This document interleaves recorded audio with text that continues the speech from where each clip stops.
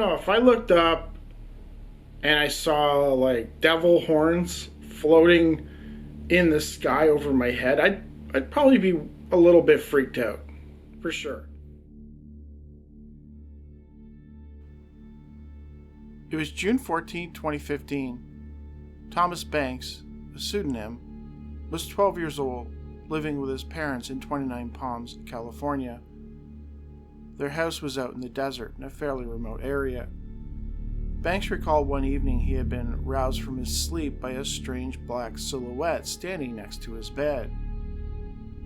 The closest he could compare it to was a gray type of entity, the ones we're all familiar with from popular culture, movies, and magazines. Short, large head, large black eyes, skinny body, etc. It was staring straight down at me, and I was staring at its face. It had its hand on my forehead, and its skin was so abnormally smooth, soft, and warm, I was filled with pure love and tranquility. I intuitively knew that everything was going to be okay. My mind was completely clear of any thoughts, as if it was controlling my mind. And for some reason, it started making me count upwards in my head. Once I got to 3, I went unconscious. When Banks woke up, he was alone in the room. He was confused by what had just happened and what it all meant, if it meant anything. He did not believe that the experience was some type of sleep paralysis, hypnagogic hallucination, but rather it felt far too vivid and detailed. As far as he was concerned, it was something real that happened. I often question whether or not that intensely reassuring feeling was actually supposed to mean something, or if it was just a way for it to make me relax so it could do what it came to do. But I just don't understand why it seemed to have let me remember that moment, instead of make me just forget the entire experience. I always wonder why the beings will let you remember some aspect of the encounter, but not the whole thing. Like, you know, if the whole point of them erasing your memory is to sort of hide their existence, or why then allow people to retain some parts of the memory? Why do they let them remember waking up and seeing a being in their room, or walking up to a craft that had landed, and then nothing after that? Why not just erase the whole thing? I don't know.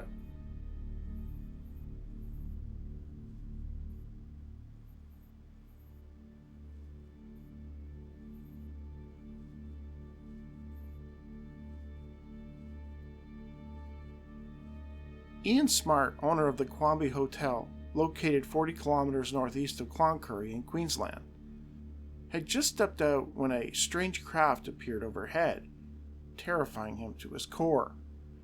Its description seems a one-of-a-kind in the annals of UFO literature. January 1992, Ian Smart had just finished closing up his pub for the night. Only a handful of co-workers and his wife remained, as well as his Rottweiler Apollo. It was about 11 p.m. I closed up the bar and had stepped out on the veranda for some fresh air with the fellas. We were chatting away when something happened that shocked us to our boots. A brightly lit craft suddenly whirled across the top of the pub. It was big, and it looked like 2 large horns joined by a pulsing red bar in the middle. According to Smart, his normally fearless dog Apollo reacted in terror. The moment the thing appeared, Apollo went totally berserk. If he could, he'd have dug himself a hole in the pub floor. And the poor dog still got the jitters, even though several months have passed. A fellow who rented a room in Smart's building apparently was equally terrified by the object. A young bloke who boards here had the worst experience. He was in the backyard when the UFO appeared. He said it beamed a blinding light down on him. It was like standing in the desert at noon, with no shadows. According to Smart, the man immediately dove into some spinifex and anthills to get away. It left him bruised and scratched up. The horn-shaped object remained hovering over the group for upwards of 10 minutes before taking off, trailing a, quote, long, angry-looking white light behind it. John Pinckney, who reported on the case for the Australian Post, noted that the Smarts were not the only ones to see the horned craft. Next day, some drillers came in from Dougal Mine across the ridge, Smart told Pinckney. These blokes were working night shift on the rigs when they saw the craft, horn-shaped like the one we spotted. The thing swooped at them like a dive bomber before taking off into the darkness. It was the most frightening object I've seen in my life, Smart told Pinckney. Smart's description of the craft appearing like horns, I have to admit, is a first for me. I do not recall ever hearing of such a thing with regards to a UFO shape. Typically, they are either spherical, triangular, cigar, or saucer shaped. The immediate fear felt by not only the witnesses but the dog, and the fact that the horns are often representative of demonic iconography, makes me wonder what type of case we're dealing with here. It certainly seems outside the norm of a typical UFO sighting.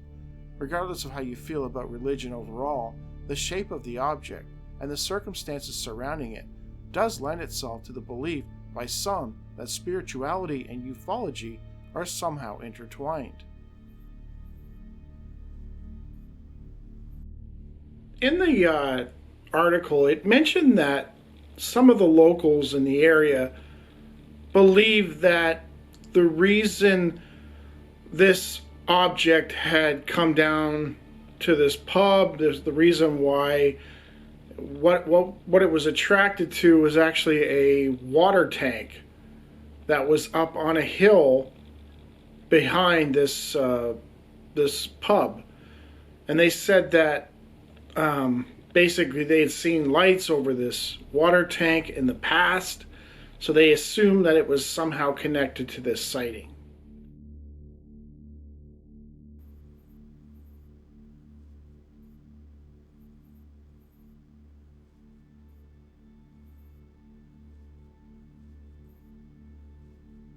So you guys already know that I watch a lot of paranormal stuff on YouTube. I listen to a lot of podcasts, read a lot of books.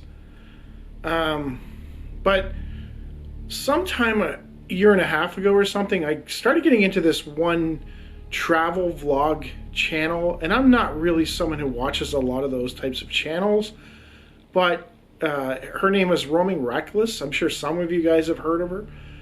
And she was like in Alaska with her dog, and I just liked the idea of like the atmosphere of the videos. I liked the winter, and if you watch the videos she made at that time period, she was living in her Defender in Alaska during winter, and it was just like every video was just snowstorms and blizzards, and it was just like, and she's always constantly trying to find a place to camp, and I just really enjoyed the videos. So as most people do when they find a YouTube channel they like, they go back and watch the older videos, the archive. They try to catch up on the lore, and I was doing that, and then there was one video I came across, and it was where was in Minnesota.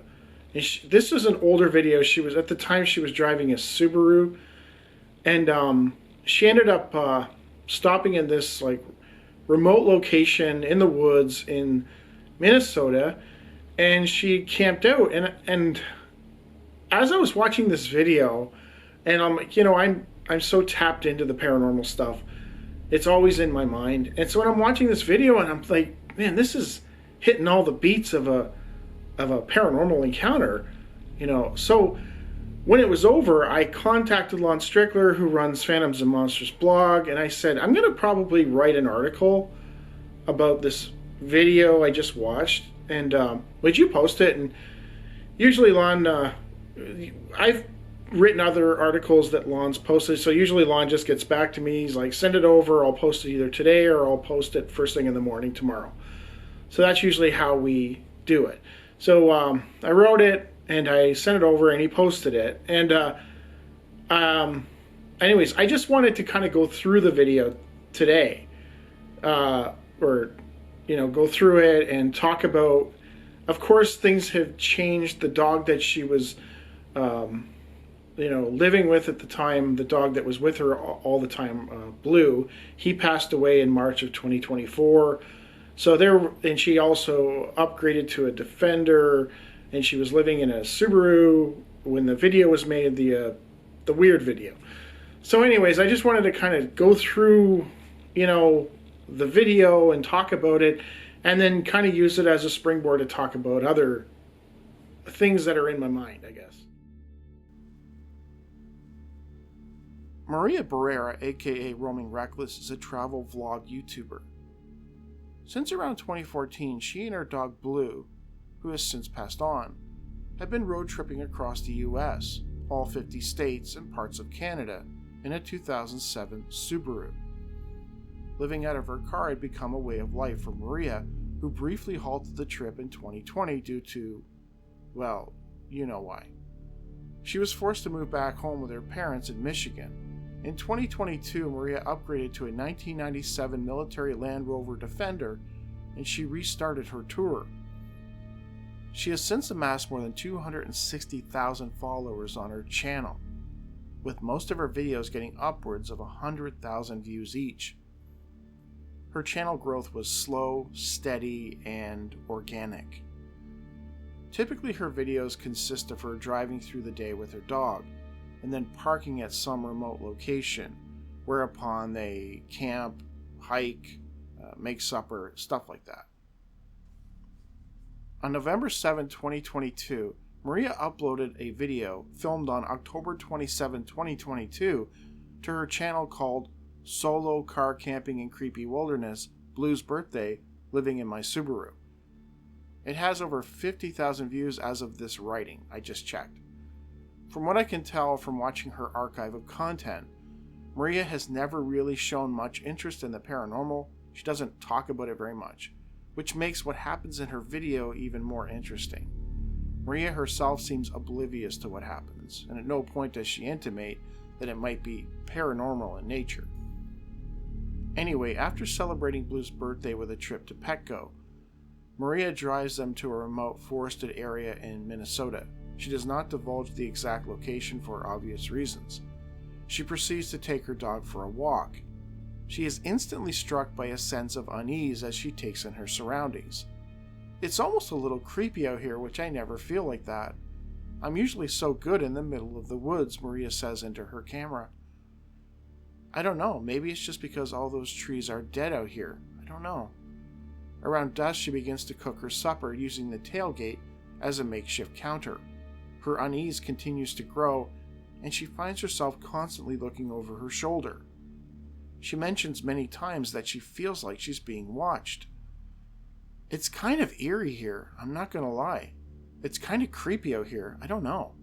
I'm not creeped out enough to move, but it is, it's eerie. That's how I would describe it. Eventually, Maria decides to settle in for the night. The back of her Subaru had been converted into a sort of tiny living room, complete with bed, a dog bed, and a small counter for her laptop, which sort of acted as her TV. Things suddenly got weird as Maria finds herself waking up in the middle of the night. She indicates that there is a bizarre, unsettling noise coming from off in the nearby forest. You can actually hear it in the audio if you listen. It's definitely unnerving. There's like a whirring sound outside, but there's literally zero wind, she whispers into her camera. She contemplates what it could be, but is at a loss to explain it. She soon wonders if it's just her brain playing tricks on her. It should be noted that at no point does she indicate that it might be a UFO or something paranormal. She never goes there, though the sound unnerves her enough to declare that they would be moving on from that location first thing in the morning. I was going to stay here for a couple of days, but I'm probably going to head out in the morning, because now I'm hearing sounds. The only thing putting her mind at ease is that her dog is not reacting to the whirring noise at all. I do kind of use him as like a warning system. Like if he starts perking up and freaking out, I'm like, oh, okay, possible danger here. She continues to look around, confused by the noise. It's like we're in the creepy version of the 100 Acre Wood. You know what I mean? She's actually referencing the Winnie the Pooh children's books, if you're not aware of it. Afterwards, she manages to fall back asleep. Of course, anyone familiar with ufology will note that the whirring sound is a prominent fixture in a large number of reports involving people who encounter UFOs. I have a feeling that something else was going on that day and she was picking up on it. She had the sense that somebody or something was watching her, hence her constant sense of unease. Normally I'd say maybe there was a creeper off in the nearby forest watching her from afar. But if you factor in her fear, the fact that there is absolutely no nature sounds, something she comments on, and the odd whirring sound which seemingly woke her up, makes me wonder if she was actually involved in some kind of UFO incident, but was completely unaware. I'm not saying that she was taken, only that I wonder if she was actually the only one out there in those woods. Since the video, Maria has shown more of an interest in the paranormal, even traveling to and camping at the UFO Watchtower in Hooper, Colorado. She also had another weird experience which she relayed. It involved looking out the window of her truck at 4 a.m. and seeing a child sitting cross-legged with a hat on, going through her trash. Thinking it odd, she looked out again. Suddenly, it was a skunk. When I watched this video, it kind of got me thinking, because of, the cost of living is so high, rents are so high, you have to work like 3 jobs just to pay your rent. And I noticed that there's been a large number of these types of channels have been popping up on YouTube. People living in vans, or people, living in their cars and stuff, and, recording it and trying to make some money from YouTube. And I've noticed that the way the economy is right now, it's sort of necessitating this lifestyle, I guess, for some people. But I was thinking in my head, all this stuff is, all these people are recording, they're driving around, they're outside, they're camping out, they're recording. Are these people having experiences? And they're not talking about it, or they're not aware of it. Like with Maria in this video, she didn't seem to be aware of the fact that she knew there was something odd going on, but she never spoke, she never said it out loud. She never said, hey, maybe there's a UFO over there. I don't know. She never says that. And I was wondering if other people who are, living in their cars or living in their vans or living, out in the woods and camping out all the time and doing that kind of thing, if they're having experiences and just, to them, it's a little bit weird, but, are they having these experiences? Are they not discussing it, or are they not aware of it? That's what I'm wondering. Be interesting to know.